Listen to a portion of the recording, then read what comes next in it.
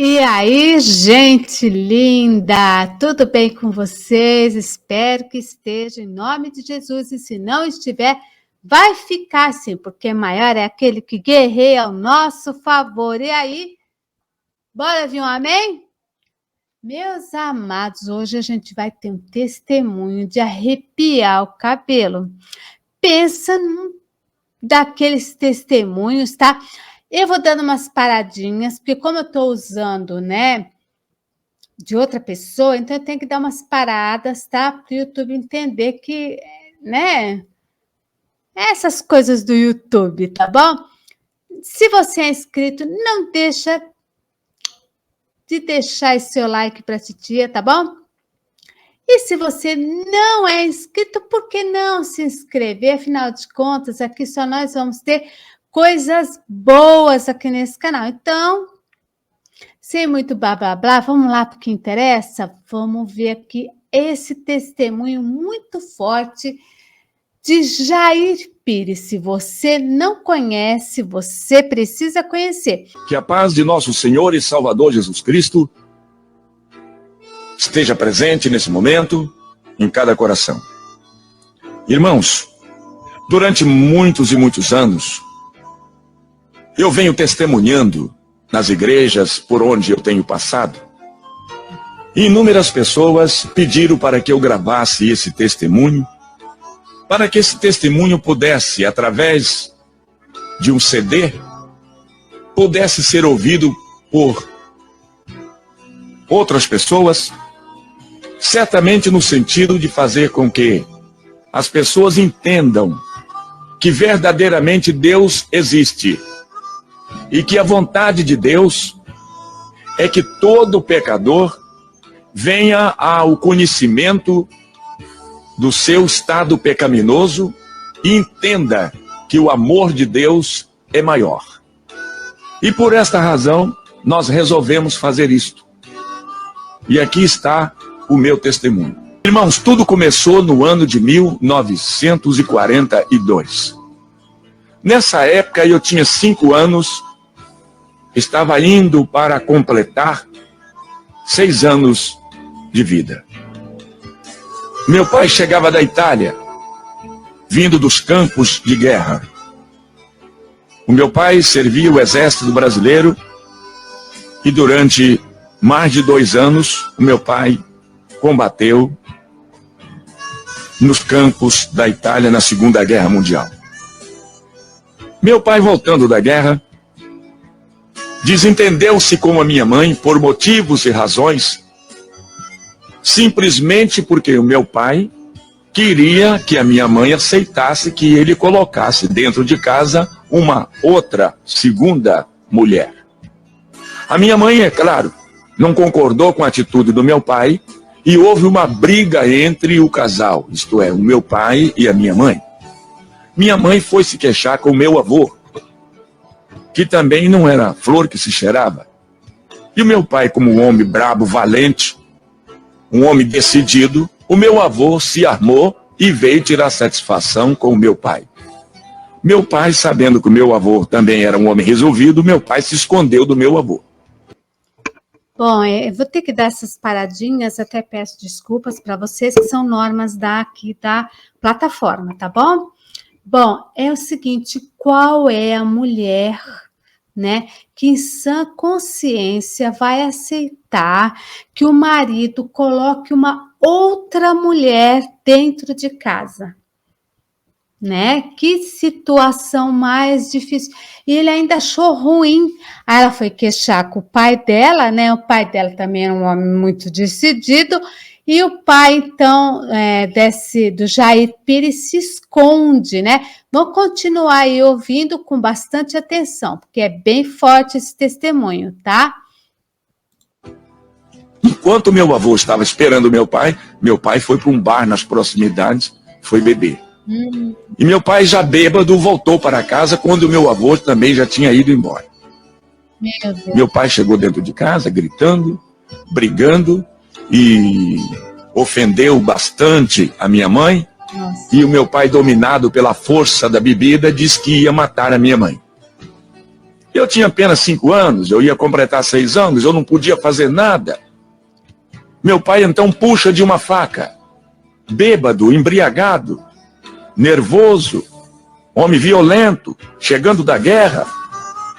Eu tinha quase certeza que meu pai teria coragem realmente de praticar. Ah, sim. Não, verdade, ele teria coragem, sim. Até porque, como ele estava voltando de uma guerra, você imagina o grau, né, de perturbação que estava na mente desse homem também, né? Então, quer dizer, já bebeu.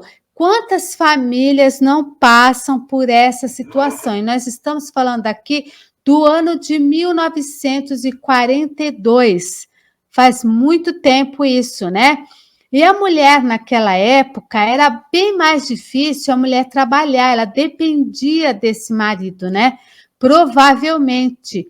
Então, quer dizer, não tinha essa questão da separação, né? Se a mulher se separasse naquela época também, a culpa sempre ia para a mulher. Você pode perceber que ele não só ele é uma pessoa que não só ele bebe, como ele tem uma perturbação psicológica por causa da guerra, ele ofende a esposa também, né?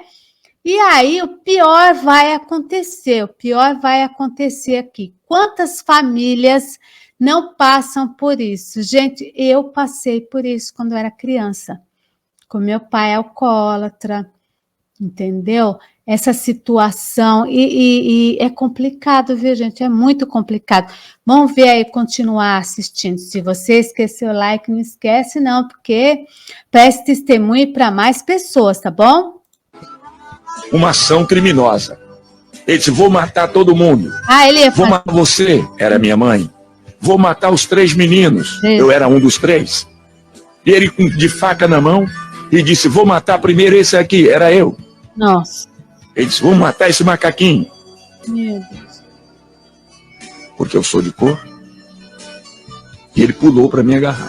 Isso que meu pai pulou para me agarrar. Eu pulei a janela para o lado de fora. Quando eu pulei a janela para o lado de fora, o meu pai pulou atrás, certo de que me agarraria.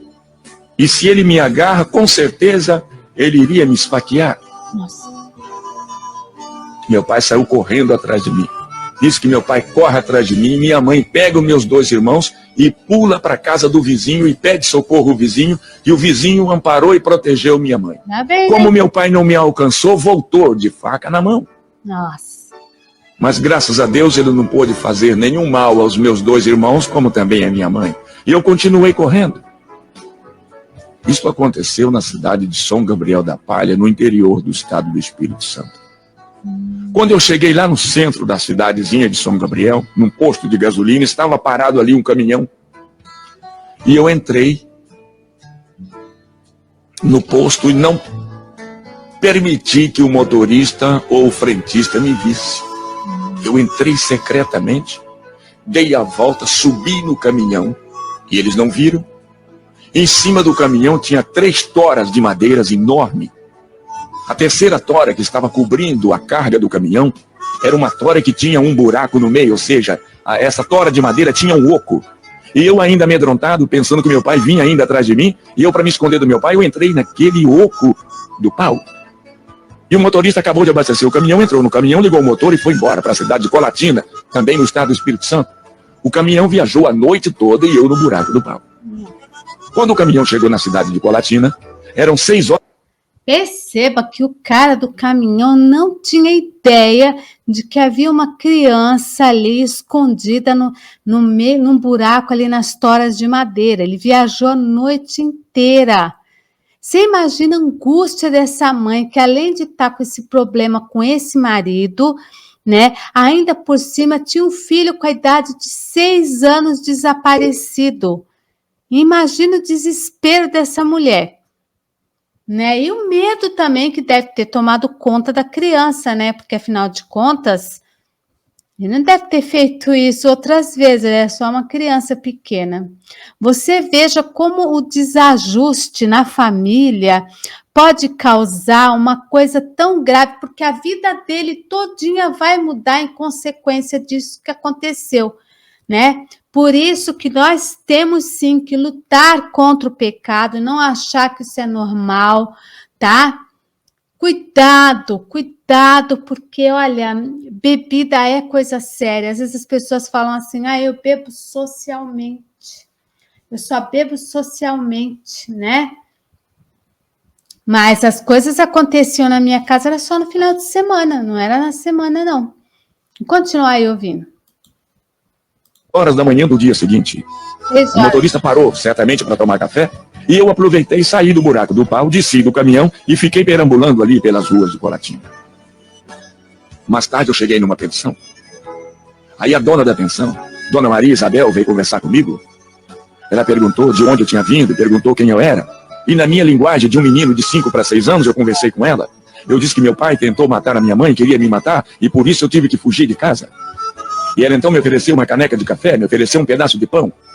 E perguntou para onde eu ia, e eu também disse a ela que não sabia para onde ir. Ela disse: "Se você quer ficar aqui em casa, eu arranjo uma esteira, coloco aqui embaixo da escada e você dorme aqui." E eu aceitei o convite de Dona Maria, e fiquei ali alguns dias na sua casa. Ela me dava comida, ela me dava bebida, ela me hospedava embaixo da sua escada, ali uma esteira, ela arrumou uma cama e eu fiquei ali.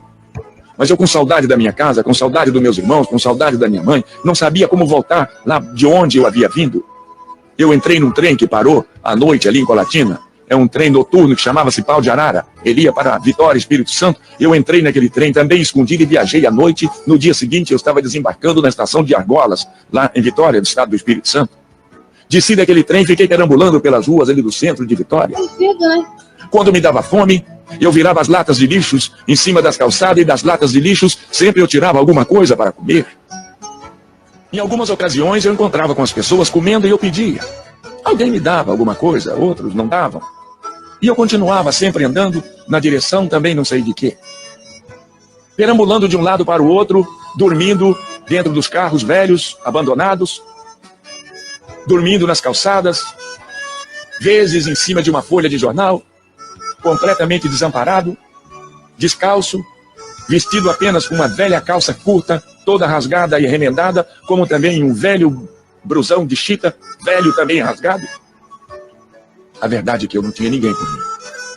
Eu estava completamente desamparado, longe da minha casa, longe dos meus irmãos, longe da minha família, longe da minha mãe. O medo me cercava, e eu ficava apavorado na escuridão da noite.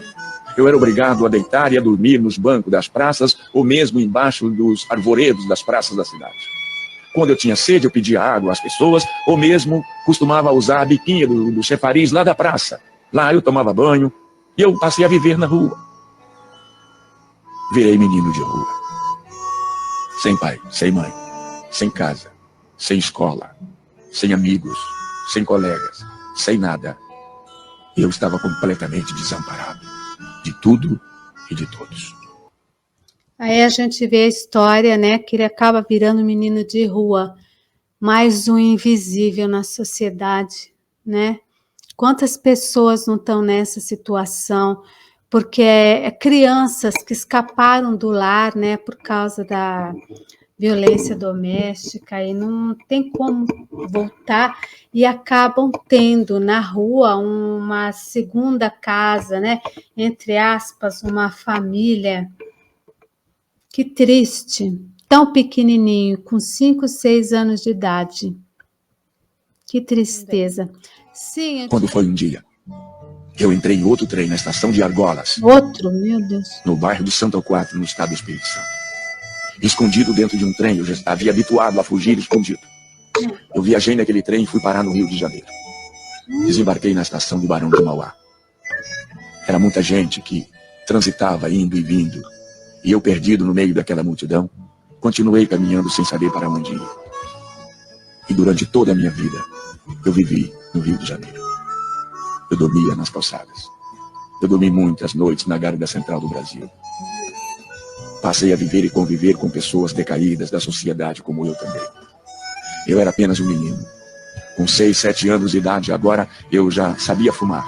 Eu catava as pontas de cigarros encontradas pelo chão e comecei a fumar, e assim me viciei fumando, catando pontas de cigarros pelo chão. misturado com outras pessoas, mais ou menos da minha qualificação, logo conheci uma droga chamada maconha. Meu Deus, tão pequenininho.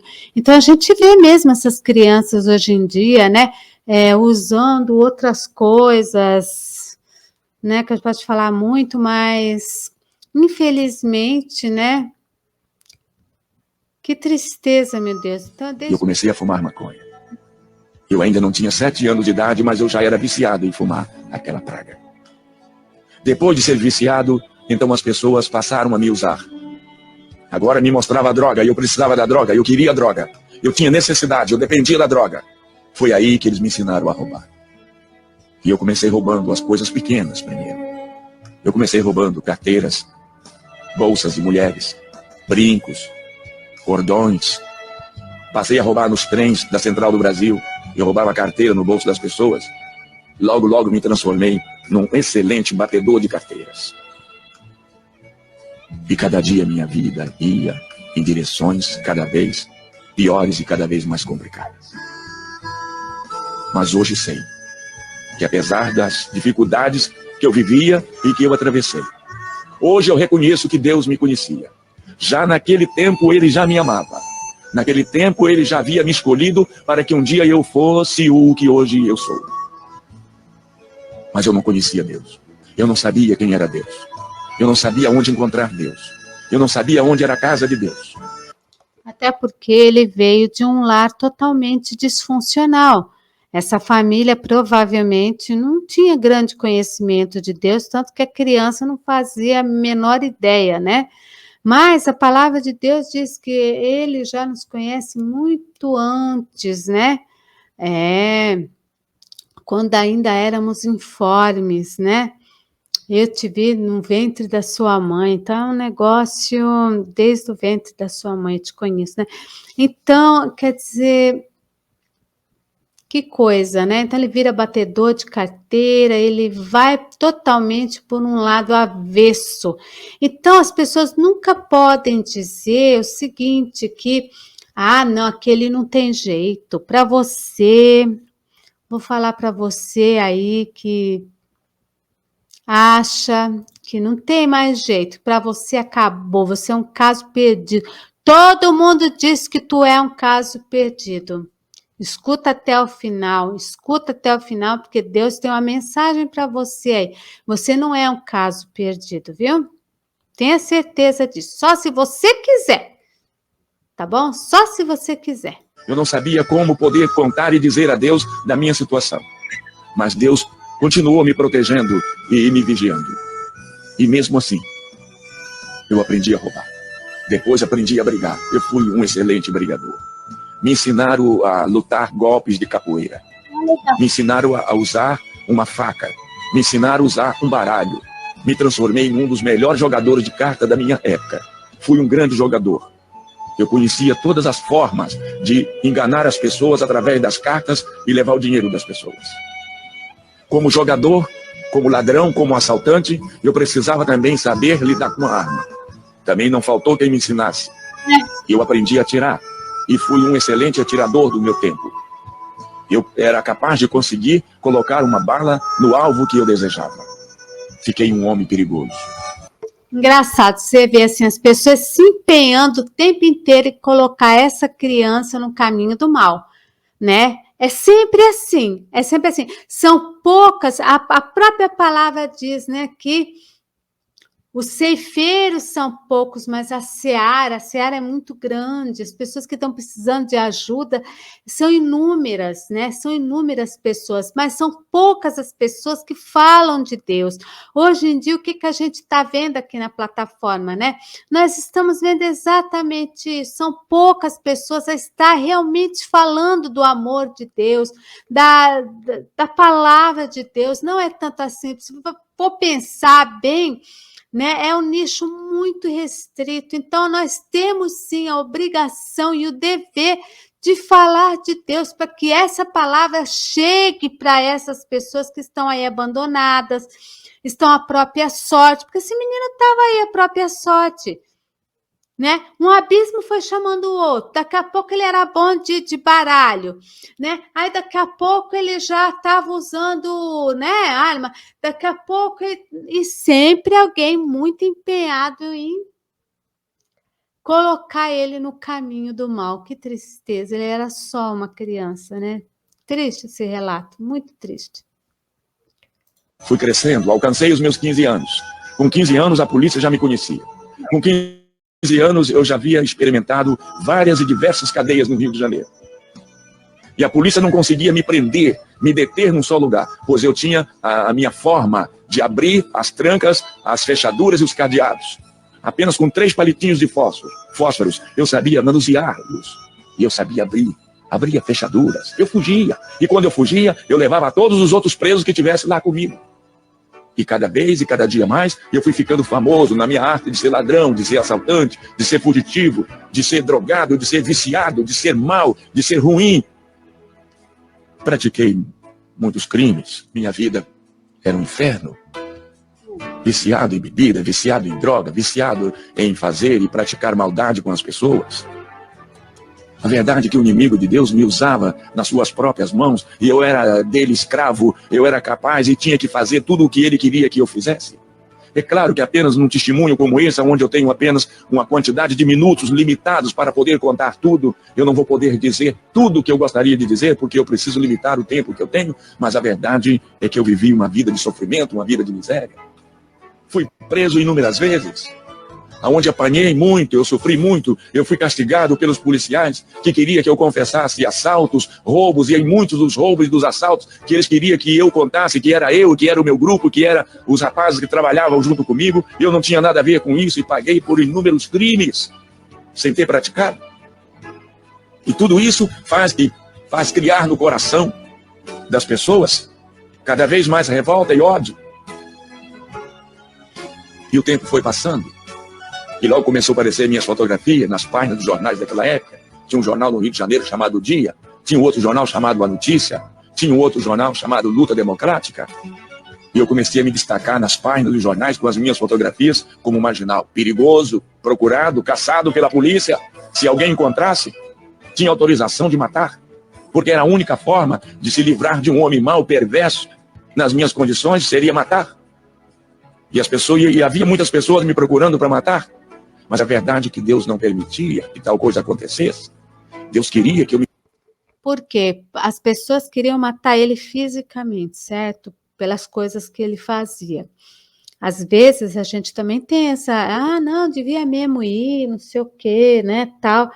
Mas nós não temos o mesmo conhecimento de Deus, né? Nós não temos a mesma onisciência, onipresença, né? Então, as pessoas normalmente costumam falar isso, tem mais aqui mesmo, não vou acender vela para mal defunto, aquela coisa toda. Mas Deus tinha um trabalho maravilhoso na vida desse homem, né? Para você ver o amor de Deus como é diferente do nosso. Me transformasse num pregador da sua palavra. Deus queria que eu me transformasse num cantor evangélico e que através da minha voz, que através da minha música, aonde eu poderia alcançar milhares e milhares de almas. Deus tinha um plano comigo. As pessoas lá de fora não entendiam e eu também não sabia de nada, mas Deus já havia me escolhido, hoje eu sei disso. E eu cheguei à idade de 17 anos. É que as coisas de Deus parecem loucura, né? Para o mundo é loucura. Olha que coisa. É uma pessoa totalmente improvável para a sociedade, totalmente discriminado, né? Por quê? Porque realmente ele vivia dessa maneira, né? Não tinha como a sociedade abraçar um homem desse, muito difícil, né? Mas Deus não. A própria palavra diz, a mulher pode até esquecer do filho que ela amamenta, mas Deus não esquece. E uma mãe não esquece o filho não, entendeu? Imagine Deus, né? Tinha um propósito na vida dele. Vamos ver aqui com 17 anos. Homem perigoso. Certo dia eu conheci um senhor. Conversando com ele, ele conversando comigo, eu disse para ele que eu não tinha documento, que eu não possuía nem sequer uma certidão de nascimento. Ele disse, se você quiser eu te levo no cartório, eu assino um termo de responsabilidade e eu tiro o seu documento de sua certidão. E eu aceitei. Ele me levou num cartório. Ele se responsabilizou-se por mim e foi feita uma minha certidão de nascimento. para não dizer que eu não tinha nenhum documento, eu tinha agora a minha certidão de nascimento. Eu me lembrava justamente do dia que eu havia nascido e conhecia e lembrava do nome da minha mãe, do meu pai e também dos meus avós. Então não foi tão difícil fazer uma certidão de nascimento. Naquela época as coisas eram mais fáceis, talvez, do que hoje são. Editores de vídeo típicos são como: quer cortar um vídeo? Assista a um tutorial de 4 horas. E eu continuei. Até porque, veja bem, aqui nós não vamos ter a presença de um conselho tutelar, essa criança com tão pouca idade, né? Apesar que hoje tá complicado, viu? Tá muito complicado. Desde aquela época já era complicada essa questão social. Continuamos vendo esses meninos perambulando aí pela rua, continuamos vendo essas crianças usando substâncias ilícitas. Sinceramente, eu não entendo, sabe? Mas se hoje ainda existe isso, a gente ainda consegue, né, ver esse tipo de coisa, no passado era pior ainda, muito pior, né? Mas que interessante, tão pequeno e lembrava todos os detalhes. Praticando os meus crimes, cada dia, cada vez mais. Resolvi organizar uma quadrilha de meninos, rapazes, de pessoas habilidosos, que tinham e que possuíam condições plenas de poder roubar e assaltar e ampliar o nosso quadro criminal cada vez mais. E eu treinei um grupo de meninos, um grupo de rapazes, mais ou menos da minha idade, 15, 16, 17 anos, e nós infernizamos a vida do Rio de Janeiro. Roubávamos em Niterói, roubávamos na Central, roubávamos na Praça 15, roubávamos na Tijuca, roubávamos em Madureira, roubávamos em Cascadura, roubávamos em Nova Iguaçu, roubávamos em todas aquelas regiões ali, Duque de Caxias. Nós aterrorizava o pessoal daquela época nas ruas da cidade. E mudou muito de lá para cá, de 1942 para cá? Será que nós não estamos ainda tendo uns arrastões, umas coisas aí acontecendo? Estamos, né? Não mudou grande coisa. Então é muito importante, gente, que as coisas mudem. É importante, se a gente não investir na educação, não investir nas crianças, o negócio não vai entrar ano, sai ano, entra político, sai político e continua sendo do mesmo jeito. Tínhamos como esconderijo, lugar onde partíamos o produto do roubo, ali na rua Dona Zumira, número 59, em Vila Isabel, atrás do Maracanã. Ali havia um prédio velho abandonado, era ali que a gente se encontrava para partir o produto do roubo, quando nós saímos em campo para roubar. A polícia descobriu aquele local e cercou certo dia o prédio. E uma noite de sábado nós saímos, agrupados para roubar. E roubamos durante toda aquela noite, assaltamos durante todo o período da noite. No domingo, por volta das 3 horas da tarde, nós nos reunimos lá no velho casarão da rua Dona Zumira 59, onde haveríamos de partir todo o produto do nosso trabalho maléfico. A polícia já havia chegado na nossa frente, o prédio estava cercado e nós não havíamos notado nada. Depois que chegou o último da gangue, a polícia agora anunciou que o prédio estava cercado através de um megafone. Pediu que nós deveríamos deixar as nossas armas no chão e sair do prédio um a um com as mãos na cabeça. Isto era um absurdo. E então travou-se um tiroteio. A polícia atirava para dentro do prédio e de dentro do prédio nós atirávamos para fora. O local foi transformado num inferno. Balas por todos os lados. Balas zunidos em todas as direções. Morrem 3 pessoas naquele tiroteio. 2 rapazes do meu grupo caem baleados, mortos. E do lado de fora um policial também perde a vida. Vendo eu que nós perderíamos a briga do tiroteio para os policiais, eles tinham muito mais condições do que nós do lado de fora, tinha muito mais arma e muito mais munição. Então eu disse que nós deveríamos nos abrir. Cada um deveria fugir do seu modo, do seu próprio jeito. Cada um deveria abrir o seu caminho a balas. E eu também peguei a minha direção. Saí atirando e alcancei ali a rua São Francisco Xavier. E os policiais, 3 ou 4, não sei quantos, mas também saíram no meu encalço, me perseguindo, atirando na minha direção. E eu me protegia atrás dos carros, atrás dos postes, atrás das árvores. Revidava os tiros dos policiais. Pessoas gritando e correndo em todas as direções. Balas que atingiam as vidraças dos prédios ao nosso redor, desabava lá de cima, meu Deus. Tocar teclado bem pra caramba pode ser extremamente simples, tá? Você só precisa entender uma coisa e você para de passar. Quanta miséria, quanta desgraça. E lá foi eu correndo e a polícia querendo me agarrar, querendo me alcançar. E lá vou eu na frente e vem eles atrás. Mas quando eu cheguei lá na frente, na Praça Lauro Miller, Deus havia preparado um grupo de pessoas de aproximadamente 80 crentes da Assembleia de Deus no Rio de Janeiro. E quem liderava aquele grupo de 80 pessoas era o pastor Thales Caldas. Os irmãos estavam lá na Praça Lauro Miller fazendo um culto ao ar livre. Quando eu vi aquele grupo de pessoas reunidos ou agrupados no centro da cidade em círculo, eu fui correndo, escondi a arma, entrei no meio dos crentes e fiquei quieto. Olha, para você ter ideia, em 1942, nós vamos ter, sim, crentes aqui no Brasil, mas a religião, né, os crentes, como eram conhecidos, né, a turma do livro da capa preta, né, não era bem visto antigamente. Entendeu? Havia-se muito preconceito em relação. Não é que nem hoje, o gospel, não sei o quê, aparece na rede de esgoto, aparece em tudo que é lugar aí, né? Porque popularizou, nós nos tornamos, assim, também um grande número, mas naquela época não era assim, né? E a igreja, a importância, por isso que a gente não pode estar tirando a importância, tá?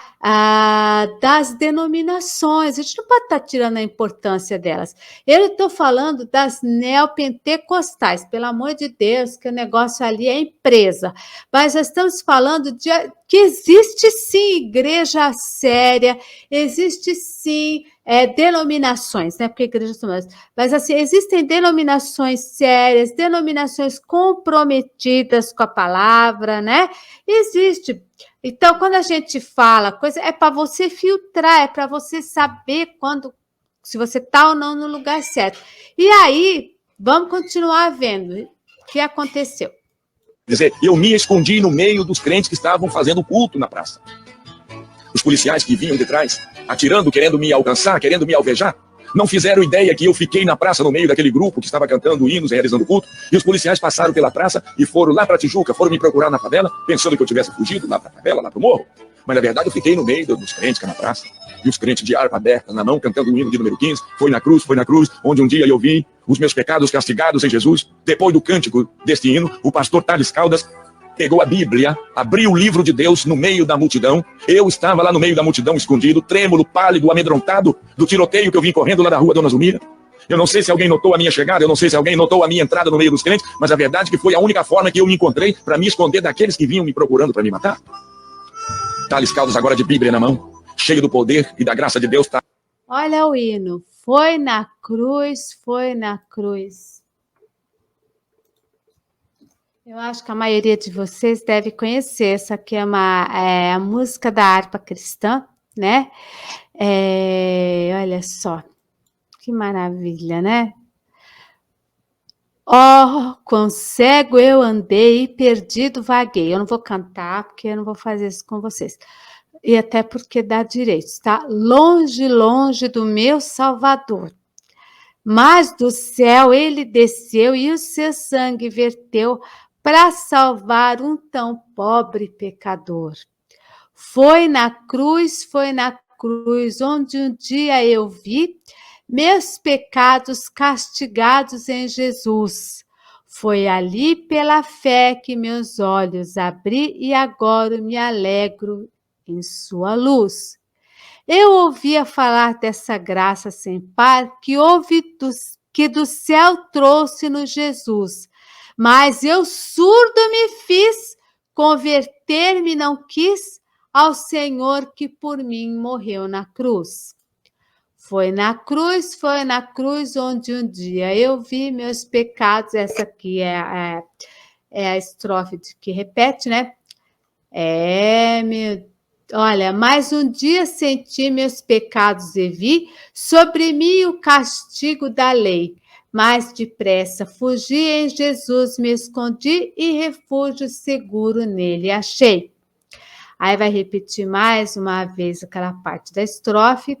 Oh, que grande prazer inundou o meu ser, conhecendo esse tão grande amor que levou o meu Jesus a sofrer lá na cruz para salvar tão pobre pecador, Brasil. Você acha que quem levou esse menino ali naquela praça não foi o próprio Espírito Santo? Olha que não é de arrepiar uma coisa dessa. Olha o hino falando com ele ali.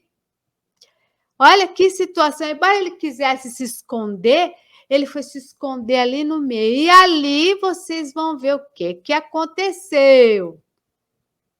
Thales Caldas faz a leitura do livro de São Mateus, no capítulo 11, no versículo 25, uma leitura muito bonita, quando ele disse assim: naquele tempo respondeu Jesus e disse estas palavras: Graças te dou, ó Pai, Senhor dos céus e da terra, que ocultaste estas coisas aos sábios e aos entendidos e as revelaste aos pequeninos. Sim, ó Pai, porque assim te aprove. Todas as coisas me foram entregues por meu Pai. Ninguém conhece o Pai senão o Filho, ninguém conhece o Filho senão o Pai, ou aquele a quem o Filho quiser revelar. Vinde a mim, todos vós que estáis cansados e oprimidos, e eu, Jesus, vos aliviarei. Tomai sobre vós o meu jugo, e aprendei de mim, que sou manso e humilde de coração, e encontrarei descanso para as vossas almas, porque o meu fardo é leve, e o meu jugo é suave. Depois dessa leitura, Thales Caldas começa a pregar. Uma mensagem poderosa, eloquente, cheia de graça, cheia de poder, cheia de unção.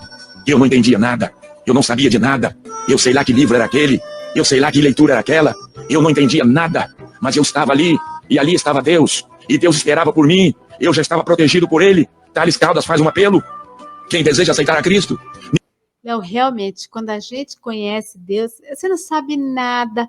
Eu não sabia nem se eu batia palma, se eu ficava em pé, se eu olhava para o lado, porque eu nunca tinha ido, né? É uma coisa incrível, incrível, incrível, incrível. Mais uma coisa, Deus toca profundamente no teu coração, mas toca de uma maneira que só Ele sabe, só Ele sabe. É impressionante. E Deus vai usar muito esse pastor, presta atenção. Nenhuma pessoa se manifestava. Thales Caldas me vendo no meio da multidão, porque eu estava diferente de todas as pessoas. Eu era cabeludo, sujo, nojento, fedido, fedia pecado, fedia maconha, fedia bebida alcoólica. Eu fedia tudo quanto era espécie de coisas ruins, e ele me viu no meio da multidão e olhou para mim e disse: você aí, jovem, não gostaria de aceitar a Cristo? Eu sei lá quem era Cristo. Quem deseja aceitar a Jesus? E eu perguntei para Thales Caldas: quem é Jesus? E Thales Caldas me disse: Jesus é o Filho de Deus, que veio a este mundo, nasceu de uma virgem mulher, para salvar todo aquele que nele crê. Você não gostaria de aceitar a Cristo? E eu respondi na minha ignorância para Thales Caldas, dizendo: não, eu não quero aceitar Jesus, eu não quero Jesus, eu não sei quem é Jesus. Mas Thales Caldas disse: olha, nós estamos saindo daqui, moço, nós estamos indo ali para o templo da Assembleia de Deus, e nós vamos ter o culto agora à noite. Se você não quer aceitar Jesus, nós não podemos te obrigar, mas nós te convidamos para estar conosco, é logo ali na frente. Se você aceitar o nosso convite, você será bem-vindo entre nós. E lá na frente o irmão Nestor estava com a bandinha, preparou a bandinha, e a igreja saiu cantando. Os irmãos do ar livre saíram cantando na direção da igreja o hino: os guerreiros se preparam para a grande luta. E cada um cantando e marchando na direção da igreja. O povo saiu da praça e eu fiquei sozinho na praça. Quando eu me lembrei dos policiais, eu saí correndo e entrei no meio do povo, e então continuei marchando junto com o povo que ia para a casa de Deus realizar o culto da noite. Quando nós chegamos na porta, o povo entrou, a banda também que vinha entrou. Por último vinha Jair Pires, completamente atordoado, completamente... Ai, meu Deus, que coisa maravilhosa, né? Ele foi indo. Falou: peraí que a polícia vai me catar aqui, eu vou continuar indo, e foi. Nem deu tempo dele esperar para, né? Quem sabe? Nunca deixa a oportunidade que Deus está te dando de mudar completamente a sua vida. Não deixa para... depois eu vejo, depois eu aceito, depois... Às vezes não dá tempo desse depois. E aí, como é que faz? Né? Puxado, Brasil.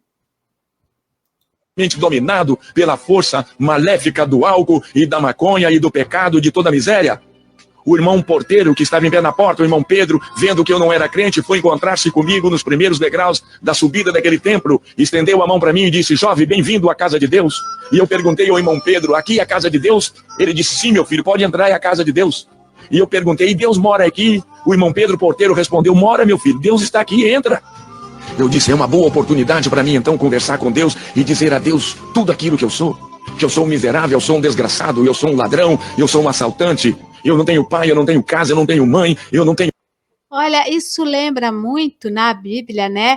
O fariseu lá e o publicano, né? Que o publicano, ele reconheceu: eu sou miserável, eu sou pecador, eu não sei o quê, papapá. E o outro lá, né? Que era o religioso, né? O fariseu, né? A gente fala fariseu, mas não é uma coisa pejorativa, não, porque Jesus também era, tá?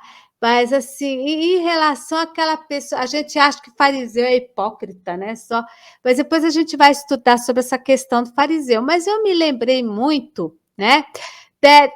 desse negócio, porque fala assim, olha, Senhor, eu sou merecedor, eu sou uma pessoa religiosa, eu cumpro todos os votos, eu faço jejum, eu participo de tudo que tem, então, e o outro não, e o outro reconhecendo quem ele era. Quem que você acha que a oração foi atendida? Daquele que se achava muita coisa, só faltou falar assim, ó, o senhor precisa de mim, né? Não, Jesus não está precisando de ninguém, não. E aí esse outro não, esse outro chega e fala, não, eu sou isso, eu sou aquilo, reconhece, olha, né? Tá lá na Bíblia. Eu nada, eu preciso contar isso para Deus. Eu virei para o irmão Pedro e disse, moço, por favor, vai lá, traga Deus aqui que eu quero conversar com Deus. Eu quero bater um papo com ele aqui, chama Deus aí para mim. O irmão Pedro disse, meu filho, está na hora do culto. Deus não vai poder falar com você agora. Você terá que entrar, assiste o culto e depois do culto, aí então Deus vai conversar com você. Sim. E eu aceitei essa condição que ele me propôs. Assisti o culto e que depois do culto Deus viria falar comigo. Levaram e eu sentei lá no centro, lá no meio da multidão que estava glorificando o nome de Deus. Era um culto tipicamente pentecostal. Os irmãos glorificavam o nome de Deus. Alguém sentado do meu lado começou a falar em mistério dos anjos de Deus comigo e aquela língua me atrapalhou e eu fiquei perturbado. Eu logo lembrei que o homem disse que ali era lugar, era a casa de Deus, e eu não estava entendendo. Eu comecei a julgar que aquilo ali era um lugar de louco, era uma casa de loucos. Eu não entendia a palavra glória a Deus. Eu não entendia a palavra que os irmãos diziam aleluia. Eu não entendia que palavra é que os irmãos diziam quando diziam. É por isso que a própria palavra diz o seguinte, se você vai falar em línguas, em mistérios, sei lá o quê, é para a sua edificação, né? Não é para a igreja.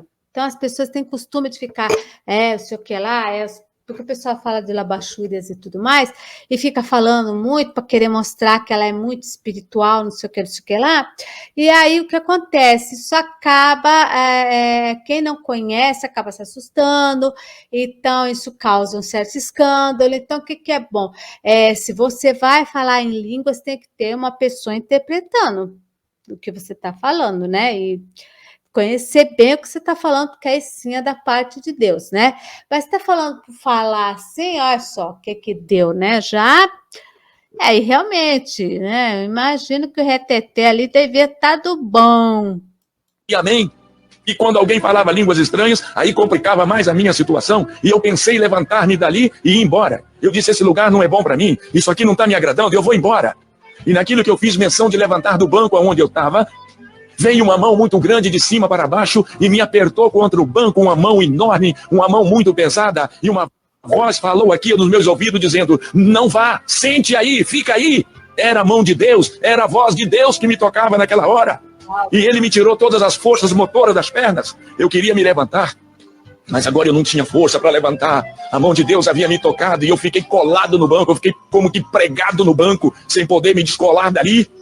Eu então vi que agora eu não tinha força de levantar, me lembrou do tiroteio lá de Vila Isabel, disse, certamente alguma bala pegou no nervo da minha perna e eu estou baleado. Eu aí comecei a gritar no meio da igreja, enquanto os irmãos estavam dando glória, eu comecei a dizer que eu estava baleado.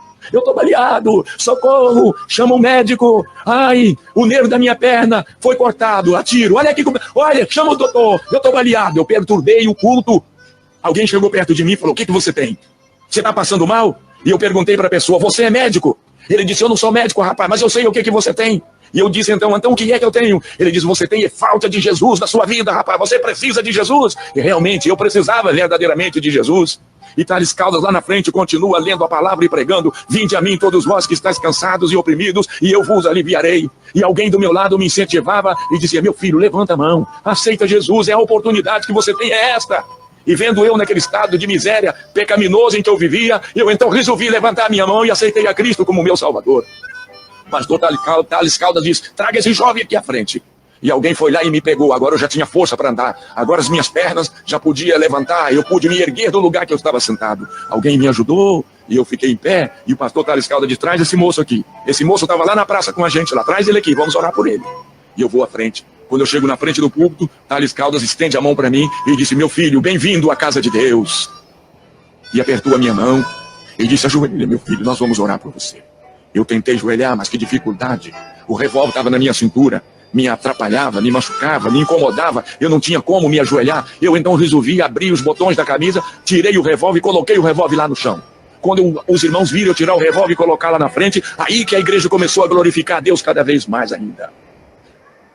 Coloquei o revólver Meti a mão no bolso, tirei as balas de 38 que havia sobrado da briga, coloquei ao lado do revólver. A igreja continuou glorificando. Eu tinha alguns cigarros de maconha no outro lado do bolso. Eu meti a mão e tirei os cigarros de maconha e coloquei junto do revólver.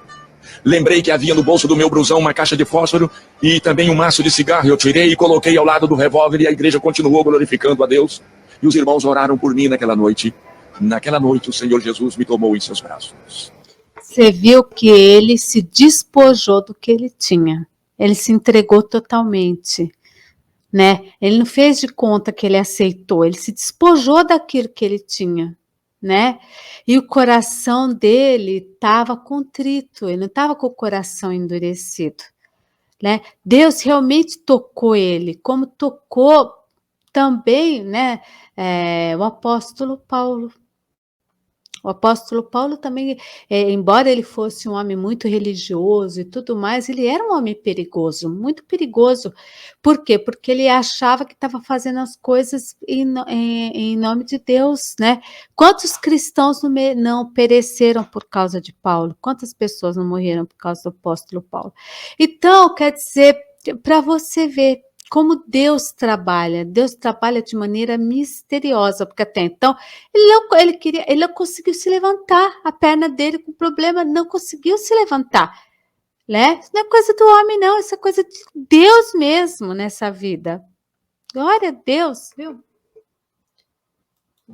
Naquela noite o Senhor Jesus me lavou. Naquela noite ele me purificou no poder do seu sangue inocente derramado lá na cruz do Calvário.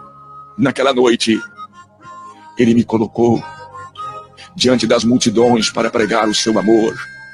Naquela noite ele me deu autoridade para anunciar o seu evangelho, me deu autoridade para expulsar os espíritos imundos. Naquela noite ele me deu poder para curar e sarar os enfermos. Naquela noite ele fez de mim um pregador da sua palavra. Naquela noite que marcou a minha vida. Isso aconteceu no dia 4 de abril do ano de 1956. Até o dia de hoje o Senhor nunca se ausentou de mim, o Senhor nunca se afastou de mim, o Senhor nunca me deixou mais passar pelas decepções, pelas vergonhas que eu havia passado e que eu vinha passando até ali. Naquele dia Deus me transformou. Porque assim, o diabo, ele envergonha, sabe? O diabo bota você na condição mais miserável possível, né? Na maior degradação moral, física, porque ele estava todo sujo, ele estava todo imundo, ele não era nada para a sociedade, né? As pessoas queriam mais que ele fosse eliminado, porque afinal de contas ele era um problema, mas Deus não viu isso. Deus foi lá e resgatou aquela vida, mas também aquela vida teve que se despojar, como aconteceu com Zaqueu. Zaqueu, né? Ele fez o quê? Vou devolver 4 vezes mais tudo que eu peguei. Então, é importante você se despojar. Não é só aceitar de boca, você tem que se despojar daquilo que estava te prendendo. Se é pornografia, você tem que se despojar disso, você tem que jogar fora essas coisas. Né? Revista, sei lá mais o quê. Seja lá o que for, né? O vício e outras coisas, você tem que se despojar para que você seja uma nova criatura também, né? Porque Deus, ele não vai trabalhar no terreno imundo, não. A gente tem que também tirar, né? É a nossa obrigação tirar sujeiras, aquelas coisas, né? Para que Deus possa trabalhar na nossa vida, para dar liberalidade. Isso é muito importante. Você vê que ele foi se despojando de tudo, né? Naquele dia Deus tirou aquelas palavras feias que eu tinha na minha boca e colocou novas palavras na minha boca. Se despojar do palavrão, irmãos, né? Se despojar da imundície do palavrão. Se despojar também da fofoca, né? Do diz-que-diz, que isso daí também a gente tem que se despojar. Estou falando isso e vou falar, enquanto eu puder estar falando, eu vou falar, porque, olha, é difícil. É muito difícil para as pessoas, né? Então, a gente tem que se despojar. E para você se despojar não é tão fácil assim, não. Mas é necessário, né? Se despojar da mágoa também é necessário. Liberar perdão é necessário. e tantas outras coisas, né? Se você vive uma vida promíscua, largar isso. Se você está aí num relacionamento, né, que você sabe que Deus não aprova, né? Também tem que se despojar. Você não pode estar destruindo o casamento dos outros, né? Então, por quê? Porque esses caminhos são caminhos de morte, caminhos de perdição, né? O adultério, a fornicação, tudo isso a gente tem que se despojar. Aquele dia ele colocou um cântico novo na minha boca, ele me ensinou a cantar, ele firmou os meus pés sobre a rocha e fez de mim um homem vitorioso contra todo o poder do mal. É com essa graça, é com essa presença, é com essa unção, é com esse poder, é que eu me apresento diante de todos vocês para dizer que só tem um jeito, só tem uma forma, só existe uma maneira, a maneira do homem se livrar dos vícios malditos, dos maus costumes, de toda a dor, é aceitar a Cristo. E durante todos esses anos eu não tenho feito outra coisa, a não ser ir de encontro às pessoas necessitadas, as pessoas que choram, as pessoas que padecem por não conhecer a Deus e não pararem para ouvir o que Deus tem para dizer. É por isso que, com a autoridade de Deus, eu entro por dentro de terreiros de candomblés, eu entro por dentro de salões de feitiçaria e de macumbaria, sempre abraçado ao meu violão, cantando e falando e pregando a palavra de Deus, e sou vitorioso porque são milhares e milhares de pessoas que eu tenho alcançado durante esses quase 50 anos que estou na casa de Deus cantando e pregando esta palavra, porque grande é a vitória que Deus tem me dado até aqui. Eu não sei, meu amigo, eu não sei, minha senhora, meu senhor, meu ouvinte, você que está me ouvindo através desta... Porque Deus usa quem Ele quer. Veja essa vida aí. Mas um homem que se despojou e que se comprometeu com a palavra. Durante toda a vida dele, né? Ele agradecido, porque ele sabe da onde Deus o tirou. Ele sabe e aonde as pessoas realmente estavam precisando, onde as pessoas estavam sofrendo, porque ele sabe o que é o sofrimento. Esse sabe da escola da vida o sofrimento qualquer. A gravação, eu não sei em que condições você se encontra, você se acha nesse exato momento, mas talvez você não tenha chegado a ser o homem que eu fui no passado. Mas de qualquer maneira você não conhece Jesus, você não tem Jesus na sua vida e você sofre por isso, você padece por isso, mas a verdade é que você pratica determinadas ações que você não gostaria de estar praticando, e tudo isso acontece quando a pessoa não tem Deus na sua vida, não conhece Jesus, não tem Ele no seu coração, mas hoje você conhece, a partir de hoje você já sabe, a partir de hoje você me ouvindo, você já sabe que Deus pode transformar uma vida, e você tem andado por aí, já tem batido inúmeras portas, você procura paz, você procura alegria, você procura uma forma de você se refazer, novamente você não tem encontrado, mas graças a Deus hoje você encontrou, hoje você parou para me escutar, hoje você parou para me ouvir, e eu disse e estou dizendo a você o que Deus é capaz de fazer na sua vida, não é verdade? O que você pensa em fazer agora? Continuar assim como você vem vindo, fazendo e praticando coisas abomináveis aos olhos de Deus, ou você quer dar um par agora e olhar para os céus e contemplar o grande amor de Deus, abrir os seus braços e ir agora ao encontro de Deus, para que Deus também possa te receber nesta hora? Esteja você, meu amigo, aonde você estiver nesse momento. Talvez você me ouvindo aí no aparelho do toca-CD do seu carro. Talvez você esteja me ouvindo agora através do aparelho de rádio, quem sabe aonde você está. Não importa onde você está, não importa com quem você esteja, mas você precisa aceitar a Cristo, você precisa reconhecer o sacrifício dele lá na cruz do Calvário, quando ele deu a sua própria vida pelos meus pecados, pelos seus pecados e pelos nossos pecados. É a forma que o homem precisa entender e conhecer e abraçar as verdades de Deus para poder um dia morar na eternidade. Pois é, então é muito interessante o homem sujo que ele era, agora é um homem usado por Deus, né? Que tem as portas abertas para que as pessoas possam, para que ele possa orar pelos enfermos, né? Quanta diferença, olha o diabo fazendo com que ele se escondesse, fazendo com que ele fosse maltratado, fazendo com que ele fizesse coisas erradas, né? Por quê? Porque ele foi vítima, gente. Essa é a verdadeira vítima. Vítima não é aquele que se coloca de coitadinho, ai, porque minha vida, passou nada, fica com palhaçada, né? Essa é a vítima. Mas ele não. Tá, ele não se colocou como vítima, ele realmente ele era vítima da sociedade. Ele é a primeira vítima do que aconteceu com a família dele, né? Desse pai, dessa maneira, né? Que foi para a guerra e não teve qualquer tipo de assistência. Esse homem achou assistência onde? Na bebida. Esse homem achou o quê? Que ele podia fazer o que ele quisesse, né? Como se a mulher dele fosse um soldado para obedecer. Então, tudo errado, já começou ali errado. E isso mudou toda a trajetória dessa criança, sem sombra de dúvida nenhuma, né? Mudou totalmente. Veja só. Uma atitude pode mudar muito a vida de outra pessoa, principalmente das pessoas que nós amamos. Então, somos responsáveis sim também. Eternidade celestial. Eu deixo com você o meu abraço. Eu deixo com você aqui o meu convite. Para que você se decida hoje. Para que você se decida agora. Em aceitar, em receber o Senhor Jesus na sua vida como seu Salvador. Eu me despeço de você. Pastor e cantor Jair Pires, da Assembleia de Deus, em Nova Iguaçu, no estado do Rio de Janeiro. Eu deixo até o nosso próximo encontro, se Deus quiser. E aí, gostaram? Forte, né? Um pouquinho compridinho, mas valeu a pena, né? Acho que dá aí para ouvir, fazendo o serviço de casa, dirigindo aí o carro, não é mesmo? É tão importante. Então, assim, vamos orar por essas pessoas que estão tão necessitadas. O intuito do canal aqui não é afastar você da igreja, fazer com que você não ore, que você seja um desviado, não é nada disso, muito pelo contrário, tá? Muito pelo contrário. Então, assim, olha que coisa maravilhosa, né?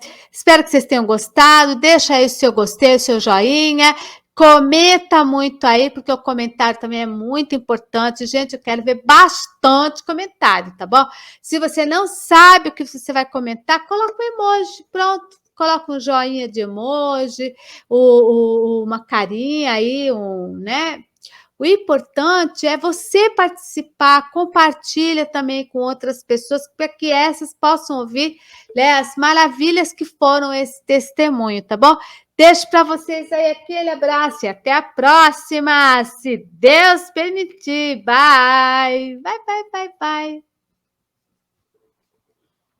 Obrigada. Obrigada, meu Deus, muito obrigada.